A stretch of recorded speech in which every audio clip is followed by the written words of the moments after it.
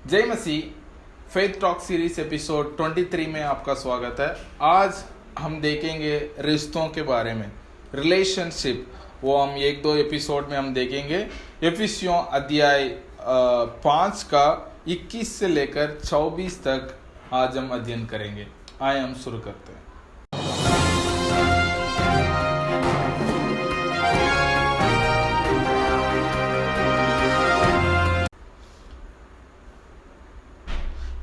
इफिसियों अध्याय 5 का 21। मसीह का भय से एक दूसरे के अधीन रहो। Submit to one another out of reverence for Christ. Submit to one another out of reverence for Christ. वचन कहती है कि मसीह के भय से एक दूसरे के अधीन रहो। हम पिछले हफ्तों में हमने अध्ययन किया है कि प्रेम से चलो और ज्योति के संतान के समान चलो। विशेष कर पिछले हफ्ते में हमने अध्ययन किया है कि बुद्धिमानों के समान चलो। आज यदि हम ऐसे ही पवित्र आत्माओं के फलों के बारे में, जो पवित्र आत्मा में भरा रहता है, मगन रहता है, वो जो है स्तुति गान गीत गाते रहता है और हमेशा आभारी रहता है, और हमने पिछले हफ्ते में देखा। आज हम देखते हैं जो पवित्र आत्मा में भरे रहता है वो व्यक्ति परमेश्वर का भय मानता है और एक दूसरे का अधीन रहता है। एक दूसरे का अधीन रहता है मतलब एक दूसरे को रेस्पेक्ट करता है। तो कलीसिया मसीह का देह में हमें क्या करना चाहिए? एक दूसरे का अधीन रहना मतलब एक दूसरे को आदर करना, एक दूसरे को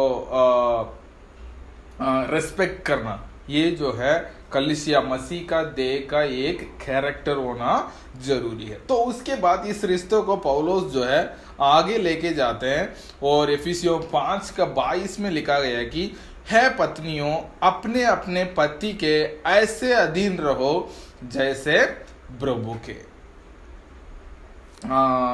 पौलुस कहते हैं कि पत्नियों को ये ऐसे पहले पत्नियों को कहते हैं, उसके बाद पतियों के लिए बात करते हैं, उसके बाद दासों के लिए बात करते हैं, उसके बाद वो बच्चों के लिए बात करते हैं। तो ये सारे रिश्तों के बारे में हम आने वाले समय में अध्ययन करेंगे। आज सिर्फ पत्नियों के लिए पौलुस जो संदेश देते हैं उसके बारे में हम अध्ययन करेंगे। पत्नियों को कहते हैं, है पत्नियों, अपने अपने पति के ऐसे अधीन रहो जैसे प्रभु के। Wives, submit yourselves to your own husband as you do to the Lord। इसमें लिखा है कि जैसे परमेश्वर को प्रभु यीशु मसीह का अधीन हर कलीसिया, क्योंकि प्रभु यीशु मसीह जो है कलीसिया का सर है, तो प्रभु यीशु मसीह का अधीन जो है हर अंग जो है प्रभु यीशु मसीह को अधीन रहता है। वचन कहती है कि वैसे ही पत्नियों अपने पति का अधीन रहो, ऐसा लिखा गया। उसके बाद हम अध्ययन करेंगे अधीन रहना क्या है। कई बार हमारे कुछ गलत फहमियां हैं, उसको मैं आज दूर करना चाहूंगा। अधीन रहना, पत्नी पति का अधीन रहना, उसके मतलब क्या है? पति अधीन रहना इसका मतलब है पति, परमेश्वर ने वो नेतृत्व और परमेश्वर ने एक जिम्मेदारी पति को दिया है, उसको समझना और एक्सेप्ट करना। ये समझना जरूरी है। परमेश्वर ने पति को एक परिवार का सिर बनाया है, उनको परमेश्वर ने नेतृत्व दिया है और परमेश्वर ने कुछ जिम्मेदारियों पतियों के लिए दिया है, उसको रिकॉग्नाइज करना। इंग्लिश में हम कहते हैं तो रिकॉग्नाइज करना या उसको समझना और एक्सेप्ट करना मतलब ग्रहण करना। अच्छा, पति है, पति को परमेश्वर ने परिवार का एक हेड बनाया है या लीडरशिप, परिवार का लीडरशिप परमेश्वर ने पति को दिया है और कुछ जिम्मेदारियां हैं परिवार के प्रति परमेश्वर ने उनको दिया है, उसको समझना जरूरी है। उसके बाद अधीन रहना जो है एक आदर के साथ। इफिसियों 5 का 33 में ऐसा लिखा है कि पर तुम में से हर एक अपने पत्नी से अपने समान प्रेम रखे और पत्नी भी अपने पति को भय माने। ये जो है एक रेस्पेक्ट के साथ, एक आदर के साथ अधीन रहना। ये नहीं, ऐसा नहीं है कि जबरदस्ती, अच्छा वचन में लिखा गया है तुम्हें जबरदस्ती मेरा अधीन रहना है, क्योंकि कई बार इसमें प्रॉब्लम इसलिए आती है, हम समझते हैं कि जैसा प्रभु के अधीन हम रहते हैं तो वैसे ही पति का अधीन रहो। वचन में लिखा गया है कि कई बार क्योंकि हम सोचते हैं कि परमेश्वर ने भी हमें जबरदस्ती अधीन बना के रखा है, परमेश्वर ने जबरदस्ती हमें दास बना के रखा है। कई बार हम ऐसा सोचते हैं और कुछ भी करो ना करो परमेश्वर को तो हमें एक दास बन के रहना पड़ेगा। तो इस विचार को हटा के परमेश्वर जो है हमसे प्रेम किया है, जो परमेश्वर का प्रेम को हमने जो ग्रहण किया है उसका हम क्या करते हैं, उसका रिटर्न में हम क्या करते हैं, परमेश्वर से प्रेम करते हैं और परमेश्वर का हम आज्ञाकारी बनते हैं, या परमेश्वर को हम रेस्पेक्ट करते हैं, या परमेश्वर का अधीन रहते हैं। वो हम डर के नहीं है, हम क्या करते हैं, प्रेम से, क्योंकि परमेश्वर ने हमसे प्रेम किया है। तो वचन में लिखा गया, इसका मतलब ये क्या करते हैं, इसमें जो यूनानी भाषा लिखा गया है वो ये कि जबरदस्ती वाला अधीन नहीं है, वो जो है अपने आप, पत्नी जो है पति के अधीन में अपने आप को समर्पण करती है, वो वाला। उसके बाद कई बार हम समझते हैं कि अधीन रहना मतलब आज्ञाकारिता, पति जो भी कहता है उसका आज्ञा पालन करना, क्योंकि इसमें जो यूनानी शब्द लिखा गया वो बिल्कुल अलग है। जैसे कि हम पढ़ते हैं इफिसियों 6:1 में, हे बालकों प्रभु में अपने माता पिता का आज्ञाकारी बनो क्योंकि ये उचित है। इसमें जो आज्ञाकारी लिखा है वो पापा मम्मी का आज्ञाकारी बनना। ये जो यूनानी भाषा जो है, ये शब्द इसमें जो इस्तेमाल किया है वो पति पत्नी वाले में इस्तेमाल नहीं किया गया। उसके बाद हम यदि 6:5 देखते हैं, उसमें ये लिखा है कि है दासों आप जो है अपने मालिकों का आज्ञा पालन करो या आज्ञा मानो। इसमें जो शब्द लिखा गया है ये भी पति पत्नियों में लिखा नहीं है। इसमें जो है एक कमांड है, एक आदेश है, तुम्हें उनके अधीन रहना, आज्ञाकारी बनना, मतलब उनमें जो भी कहते हैं उसको मानना। लेकिन पति पत्नी में लिखा गया है कि वो अपने आप समर्पण करना। अच्छा, मैं मेरे पति से प्रेम करती हूँ तो मैं क्या करूंगा, अपने आप को पति के अधीन में समर्पण करते हो। जैसा हम प्रभु को भी हम जबरदस्ती प्रभु के अधीन में नहीं रहते हैं, हम परमेश्वर से प्रेम करते हैं, परमेश्वर ने हमसे प्रेम किया, उस प्रेम को हमने ग्रहण किया, उस वजह से हम क्या करते हैं, परमेश्वर का अधीन रहते हैं। उसके बाद अधीन रहने के लिए भी कुछ लिमिट्स है। अच्छा, पति कुछ भी करता है तो उसके अधीन रहना है नहीं। यदि हम कोलोसियों 3:18 में देखते हैं, हे पत्नियों जैसा प्रभु में उचित है वैसे ही अपने अपने पतियों के अधीन रहो। जैसा प्रभु में उचित है, जो चीज उचित बातों के लिए हम पति का अधीन रह सकते हैं। कई बार पतियां जो हैं अपने पत्नियों के ऊपर हाथ उठा देते हैं और कहते हैं कि प्रभु में उसके अधीन रहने के लिए बोला तो एक बार हाथ उठा लिया तो क्या है। तो इस बातों में हमें ध्यान रखना चाहिए, क्योंकि अधीन रहना मतलब जो प्रेम से अपने आप को समर्पण करना। तो और यदि पति कुछ गलत काम करने के लिए बोलता है या कुछ गलत कामों में साथ देने के लिए बोलता है या उस चीजों में पत्नी ना कह सकती है। तो अधीन रहना हमें समझना जरूरी है। जैसा प्रभु के हम अधीन रहते हैं, तो जैसा हम प्रेम से प्रभु के अधीन रहते हैं, वैसे ही पतियों को भी अधीन रहने के लिए वचन हमें रिक्वेस्ट करती है। उसके बाद यदि हम अगला पद पढ़ते हैं, एफिसियों 5:23, क्योंकि पति पत्नी का सिर है, जैसे कि मसीह कलीसिया का सिर है और स्वयं ही देह का उद्धार करता है। For the husband is the head of the wife as Christ is the head of the church, his body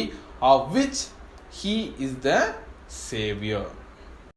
ठीक है, इसमें लिखा गया है कि क्योंकि पति पत्नी का सिर है, जैसे कि मसीह कलीसिया का सिर है। जैसा मैंने पिछले बात किया था, जैसा प्रभु के अधीन वैसे रहना है, जैसे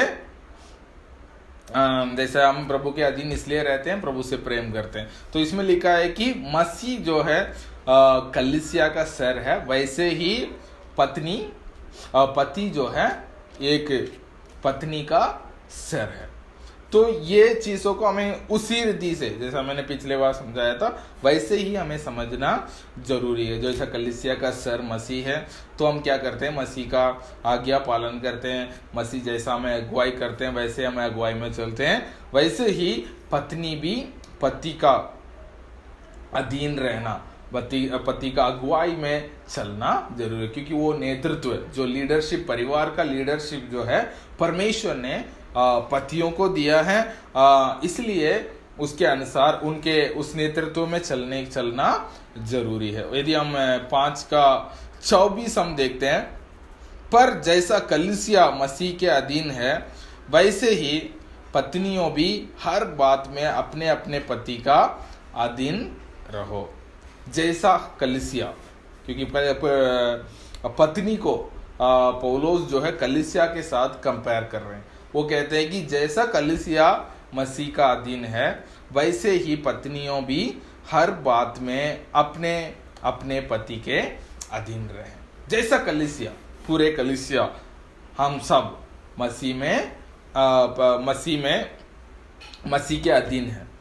उधर मसीह के सामने कोई काला है, कोई गोरा है, कोई मोटा, कोई पतला, या कोई नीचा, कोई ऊंचा, या कोई यूनानी, या कोई यहूदी, या कोई मसीह, या वो कोई गैर मसीह, कोई स्त्री या कोई पुरुष, उसमें कोई मसीह के सामने सब एक समान है। लेकिन परमेश्वर ने जो लीडरशिप बनाया, कलीसिया के लिए भी परमेश्वर ने लीडरशिप बनाया, पास्टर्स का, अगुवाओं का, इन सारे चीज को परमेश्वर ने बनाया ताकि अपने लोगों को वो अगुवाई कर सके। वैसे ही परमेश्वर भी परिवार के लिए भी एक लीडरशिप बनाया। उसमें जो है पति, वो परमेश्वर ने पति को परिवार का सिर बनाया, ताकि वो जैसा मसीह कलीसिया का अगुवाई करता है, वो पिछले वचन में पढ़ा था, वो स्वयं उद्धार करता भी है। परिवार को संभालना और बचाना, वो कार्य जो है पति को परमेश्वर ने सौंपा है। इसका मतलब ये नहीं कि अच्छा तो पत्नी कुछ काम नहीं करती है, नहीं, पत्नी का कोई रिस्पॉन्सिबिलिटी नहीं है, परिवार में है, सब कुछ है। लेकिन परिवार में भी मैं ये विश्वास करता हूँ दोनों एक समान है परमेश्वर के सामने। लेकिन ये परिवार में एक जिम्मेदारी जो है परमेश्वर ने पति को दिया है, उसको निभाने के लिए। तो वचन में ये लिखा है कि जैसा कलीसिया पूरे मन से मसीह का अपने आप को समर्पण करती है, वैसे ही पत्नियों को भी अपने आप को पति के अधीन में रहना जरूरी है। तो ये है आज का वचन। तो आने वाले हफ्ते में हम देखेंगे पतियों के लिए पौलुस जो है क्या संदेश देते हैं, उसके बारे में आज हम देखेंगे। विशेष कर आज जो वचन हमने देखा था कि परमेश्वर में, जैसा पहला वचन हमने पढ़ा था, प्रभु में एक दूसरे का अधीन रहना। तो परमेश्वर में हमें एक दूसरे को अधीन रहना मतलब एक दूसरे को आदर करते हुए आगे बढ़ना जरूरी है। उसके बाद पत्नियों के लिए परिवार रिश्तों में वचन में लिखा गया है कि पत्नियों अपने पति का अधीन रहो जैसे कि प्रभु में, क्योंकि मसीह जो है कलीसिया का सिर है, वैसे ही पति जो है पत्नी का सिर है। और जैसा कलीसिया मसीह का अधीन है, वैसे ही पत्नियों भी हर बात में अपने पति का अधीन रहें। आइए हम प्रार्थना करें। पिता परमेश्वर, हम आपको धन्यवाद देते हैं, आपके अनुग्रह के लिए धन्यवाद। विशेष कर इस सुंदर वचन के साथ आपने हमसे बातचीत किया, धन्यवाद प्रभु जी। पिता परमेश्वर, आपने जो नेतृत्व आपने बनाया, आपने जो लीडरशिप आपने बनाया प्रभु जी, उसको पालन करने के लिए हम सबको अनुग्रह करना। विशेष कर पिता परमेश्वर, एक दूसरे को अधीन रहने के लिए, एक दूसरे को आदर के साथ व्यवहार करने के लिए आप हमें अनुग्रह करना। और हम प्रार्थना करते हैं प्रभु, जितने लोग इस वचन को सुने हैं पिता परमेश्वर, उनके परिवार में इस रिलेशनशिप को आगे बढ़ने के लिए आप उनको अनुग्रह करना प्रभु जी। पिता परमेश्वर, जैसा आप हमसे प्रेम किया है प्रभु जी। कई बार हम सोचते हैं पिता परमेश्वर जबरदस्ती वो अधीनता में उनको बना के रखे या बने रहें, तो परमेश्वर वचन में लिखा है कि जैसा हम आपसे प्रेम करते हैं और पिता परमेश्वर आपके अधीन में रहते हैं, वैसे ही पिता परमेश्वर आप अनुग्रह करना, ताकि जो भी वचन सुन रहे हैं पिता परमेश्वर जैसे आपसे प्रेम करते हो, जबरदस्ती नहीं, आपसे प्रेम करते हैं, अपने पति से प्रेम करते हैं, इसलिए पिता परमेश्वर उनको अधीन रहने के लिए अनुग्रह करना। सारे आदर महिमा आपके देते हुए प्रार्थना मांगते हैं यीशु मसीह के नाम से, आमीन। जय मसीह। God bless you.